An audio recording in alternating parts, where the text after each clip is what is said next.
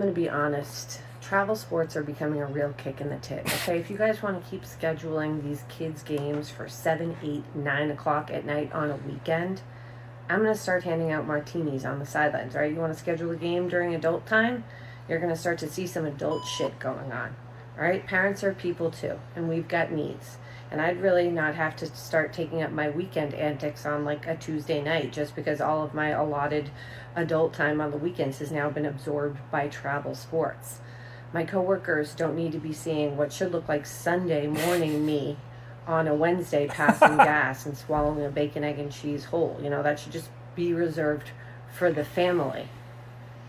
All right, so cool your jets on the scheduling, Chad. We can rip top cheddar all afternoon if you want. All right, but keep your paws off Friday and Saturday nights and anything that starts before 9 a.m. for that matter. It's uncivilized. I want my weekends back.